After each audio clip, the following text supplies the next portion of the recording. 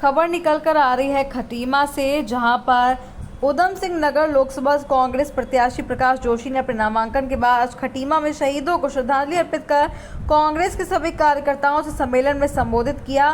खटीमा में चुनाव कार्यालय का उद्घाटन किया। इस अवसर पर प्रकाश जोशी का पहली बार खटीमा आगमन पर कांग्रेस कार्यकर्ताओं ने भारी संख्या में पहुंचकर उनका भव्य स्वागत किया। उन्होंने कहा कि वे जनता के बीच जन मुद्दों को लेकर चुनावी मैदान में उतरे हैं। यहाँ के विधायक भुवन कापड़ी, जिन्होंने वर्तमान मुख्यमंत्री को हराकर जो संगठन को मजबूती दी है, उससे निश्चित रूप से पार्टी को लाभ भी मिलेगा। तराई के शेर कहे जाने वाले किच्छा के विधायक और पूर्व स्वास्थ्य मंत्री तिलक राज बेहड़ का भी उनकी पार्टी को भारी बहुमत से लोकसभा सीट जीतने का फायदा होगा। उन्होंने शहीदों को नमन करते हुए कार्यकर्ताओं को पार्टी की नीतियों को जन जन तक पहुंचाने की अपील की। इस दौरान कार्यकर्ता सम्मेलन का संचालन नगराध्यक्ष रवीश भटनागर के द्वारा किया गया। खटीमा से नीरज कश्यप की रिपोर्ट। देखिए, मेरा सौभाग्य है कि कांग्रेस पार्टी ने नेतृत्व ने मुझे नैनीताल उधम सिंह नगर संसदीय क्षेत्र में जनता के बीच जाने का मौका दिया और कल इसकी हमने शुरुआत स्वराज आश्रम, जो कि बड़ा एक ऐतिहासिक जगह है, वहाँ से उसकी शुरुआत करी कार्यकर्ताओं की बैठक के साथ। पहले चरण में हम लोग 14 हमारे जो विधानसभाएं हैं उनके कार्यकर्ताओं के साथ एक संवाद स्थापित कर रहे हैं, उनके साथ बैठकर रणनीति पर उनसे बात कर रहे हैं। और उस सिलसिले में आज हम खटीमा आए। छोटे भाई भुवन कापड़ी जी, जो यहाँ के, जिन्होंने एक ऐतिहासिक निर्णय दिया पूरे वर्तमान मुख्यमंत्री को हराकर, तो आज उनकी विधानसभा में हम लोग यहाँ आए। हमने अभी श्रद्धांजलि दी है और अभी कार्यकर्ताओं के साथ हमारी बैठक है। क्या लगता है कि आपको जो एक कैंडिडेट थे भुवन कापड़ी जी ने सीएम रहते हुए प्रेसिडेंट उनको हराया, क्या वो आप कर पाएंगे ऐसा?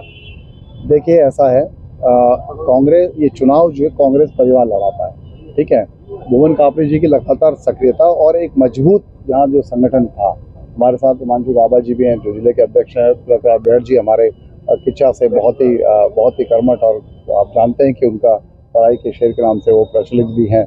तो इन सब का मेरा कहने का मतलब पूरा कांग्रेस का संगठन मिलकर चुनाव लड़ाता है। और भुवन कापड़ी जी ने जिस तरह से इस क्षेत्र में संगठन को मजबूत किया, तो ये सारी मजबूती मिलकर निश्चित तौर पर इस संसदीय क्षेत्र से हम लोग इस सीट को जीत के लाएंगे और ऐतिहासिक जीत की ओर आगे बढ़ेंगे।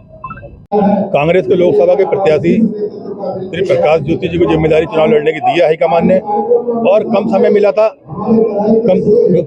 था नामांकन का आखिरी दिन नामांकन हुआ, और लेकिन उनका धन्यवाद देते हैं खटीमा की जनता।